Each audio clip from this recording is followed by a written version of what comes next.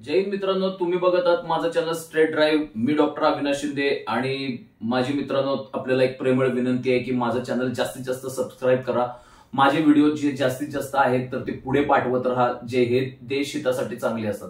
मित्रांनो, नुकतंच ऑपरेशन सिंदूर झालेलं आहे. ऑपरेशन सिंदूरचं जे आफ्टरमॅथ आहे तर ते बहुतांशी तज्ज्ञ मंडळींच्याकडून चालू आहे. ऑपरेशन सिंदूर हे सक्सेसफुल झालं की नॉन सक्सेसफुल झालं, अनसक्सेसफुल झालं, याच्याविषयी प्रसार माध्यमांमध्ये अक्षरशः चर्चेचा केस पडतोय. तर त्या खोलात वगैरे मला पडायचं नाहीये, परंतु मी परत 7 तारखेच्या पहाटे जाईन. मी पाठीमागे थोडस ज्या वेळेला आपण 9 ठिकाणी पाकिस्तानच्या एअर स्ट्राईक्स केले होते आणि पाकिस्तानची जी दहशतवादी तळ आहेत तर ते अचानक उद्ध्वस्त करून टाकले होते.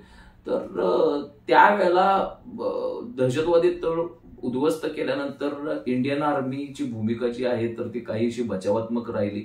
आणि तुम्हाला पण माहिती असेल की ते लोक तिकडून ड्रोन पाठवत राहिले, आपण त्या ड्रोनचं फक्त फडशा पाडत राहिलो आपली S-400 जी यंत्रणा आहे तर त्याच्याद्वारे.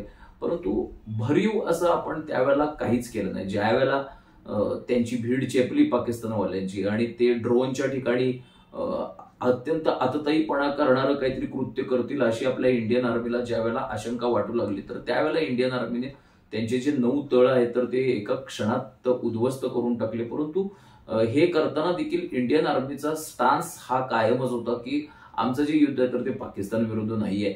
आमचं जे युद्ध आहे तर ते केवळ आणि केवळ दहशतवादाविरोधातलं युद्ध आहे. मला इंडियन आर्मीचा हा जो बचावात्मक स्टान्स आहे तर तो का आहे हे विचारणारे भरपूर फोन आले आणि काही माणसांनी प्रत्यक्षात भेटून देखील ती शंका वर्तवली की याच्यावरती तुम्ही एक व्हिडिओ काढा की इंडियन आर्मी ही बचावात्मक पवित्र्यामध्ये एवढी का होती आणि तिकडून अटॅक झाल्याशिवाय आपण का अटॅक केला नाही. तर मला असं वाटतंय की बिपिन रावत जे होते आपले पूर्व थलसेनाध्यक्ष, तर त्यांचे एक महत्वाकांक्षी स्वप्न होतं की जे काही इथून पुढे युद्ध लढलं जावं तर ते 2 फ्रंटवरती लढलं जावं. एक फ्रंट आहे, एक लढाई आहे तर ती चायनाच्या सीमेवरती लढली जावी.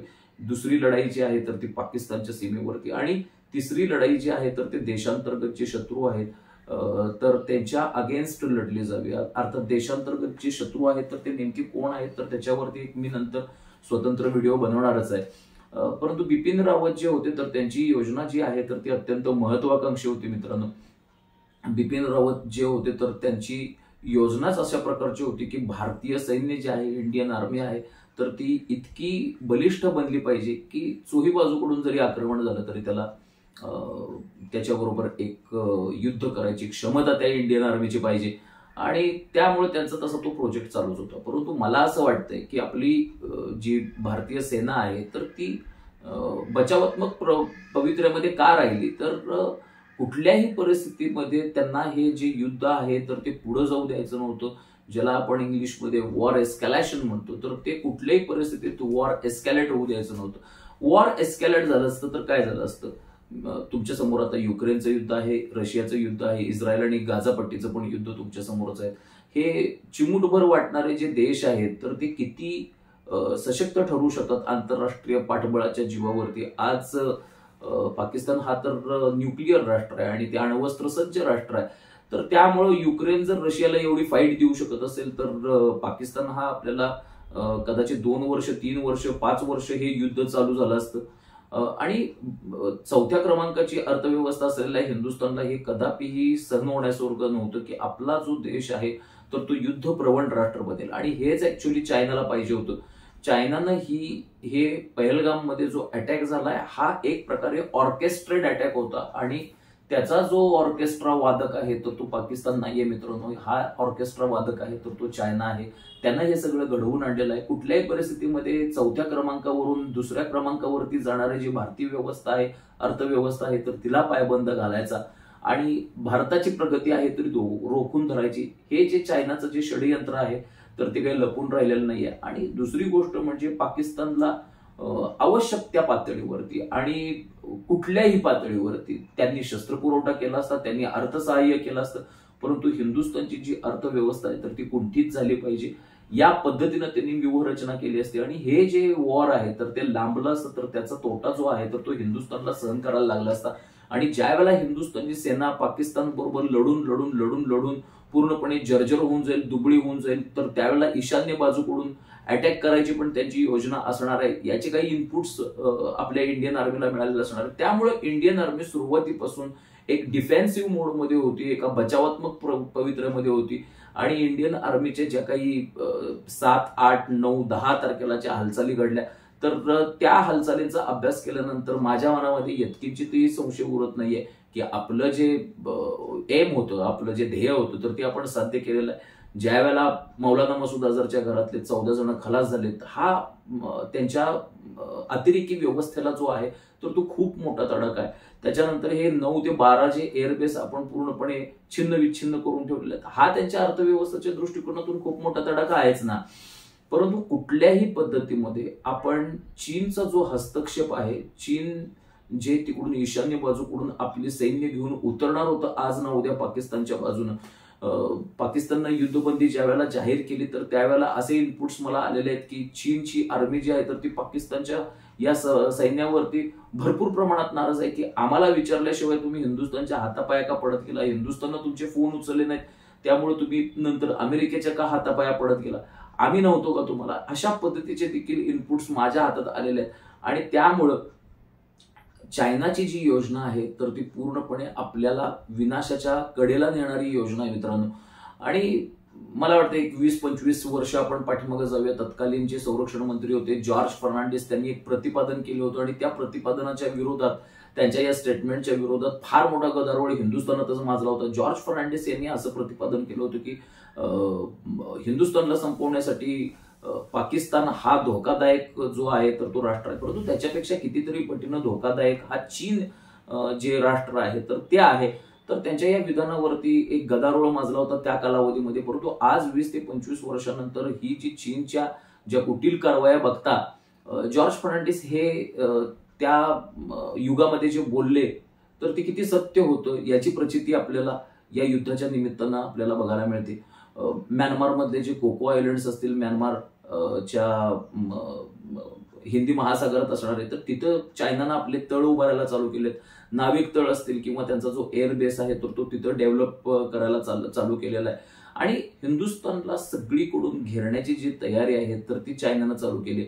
आता नुकताच आपला शेजारी जो आहे, जर त्याला इंडियाचं टॉयलेट म्हणून संबोधलं जातं तर तो बांगलादेश, तर त्या बांगलादेशामध्ये देखील अनन्वित अत्याचार हिंदूंच्या वरती करून हिंदुस्थान कुठेतरी युद्धामध्ये ओढतोय का याची देखील प्रचिती चायनानं घेतलेली आहे. आणि याची एक लिटमस टेस्ट चायनानं करून बघितलेली आहे, परंतु आपण त्या लिटमस टेस्टला बळी पडलेलो नाहीये.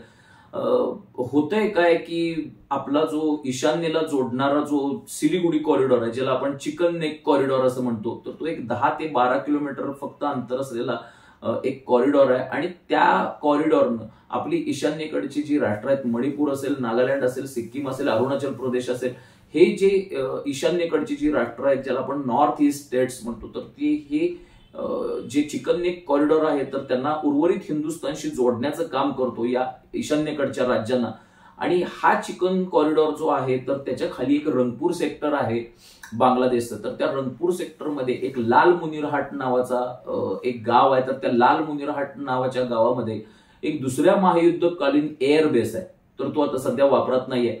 परंतु चीनच्या आशीर्वादानं हा जो दुसऱ्या महायुद्धातला जो एअर बेस आहे तर तो डेव्हलप करायचं काम जे आहे तर ते नुकतंच प्रारंभ केलेला आहे त्यांचे मोहम्मद युनुस या सरकारनं.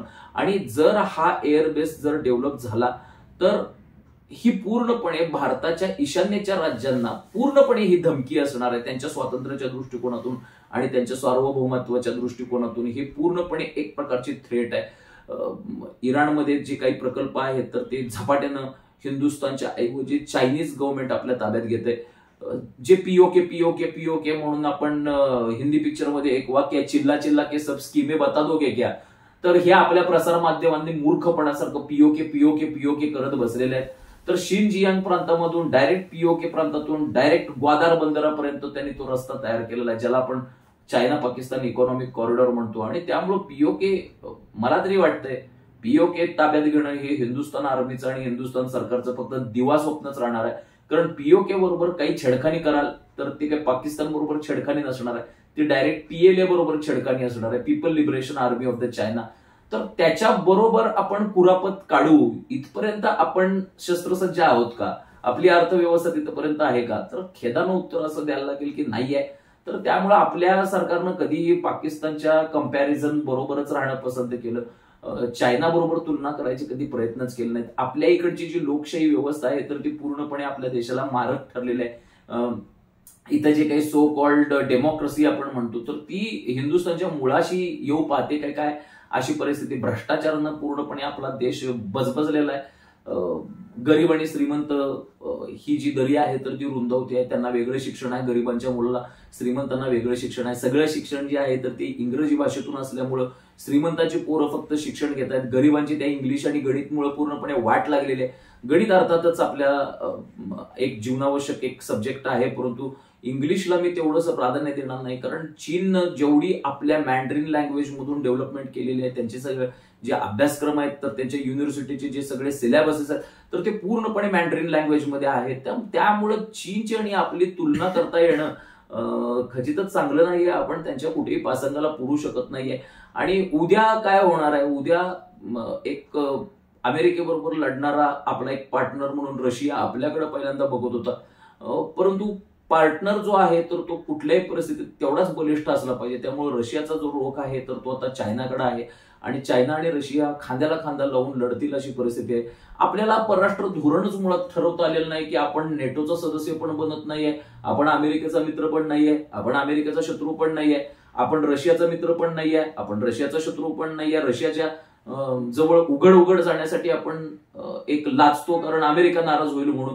या ऑपरेशन सिंदूरमध्ये फक्त आपल्याला एकाच देशानं एक सर्वसाधारणतः 2 देशांनी मी म्हणेल रशियानं आणि पूर्णपणे तन मन धनानं जी साथ दिली असेल तर ती इस्रायलनं साथ दिलेली आहे. परंतु मुस्लिम देशांच्या दबावाखाली येऊन आपण इस्रायलला देखील आपला जो सवंगडी आहे असं म्हणायचं नाकारतो. तर मला असं वाटतंय की ऑपरेशन सिंदूरची जी निगेटिव्ह गोष्ट आहे तर ती कूटनीतिक अपयश, म्हणजे एकही देश आपल्या बाजूनं ठामपणानं न उभारणे आणि या उलट ज्यानं एक 26 निरपराध लोकांची हत्या केली, हल्ला करून, भ्याड हल्ला करून आणि 26 निरपराध लोकांना मारून टाकलं, कुठलाही विचार न करता. निशस्त्र लोक होते ते, धर्माच्या नावाखाली मारून टाकलं, धर्माचं नाव घेऊन मारून टाकलं, धर्म विचारून मारून टाकलं. तर त्यांना एक जगामध्ये एक टेररिस्ट कंट्री म्हणून मान्यता मिळायला पाहिजे. ती देखील मान्यता मिळताना दिसत नाहीये. Pakistan has not been declared as a terrorist country which is biggest failure of our foreign policy असं मला म्हणावं लागेल. तर माझ्या या व्हिडिओचा उद्देश एवढाच होता की ऑपरेशन सिंदूरमध्ये आपली इंडियन आर्मी जी होती तर ती बचावात्मक पोझिशनमध्ये का राहिली, तिनं वॉर एस्कॅलेट का होऊ दिलं नाही हे सांगायचा मी प्रयत्न या व्हिडिओच्या माध्यमातून केलाय. आणि काही युद्ध विषयक जे व्हिडिओज आहेत तर ते मी आपल्यासमोर काढत राहील. तोपर्यंत जय हिंद, जय महाराष्ट्र.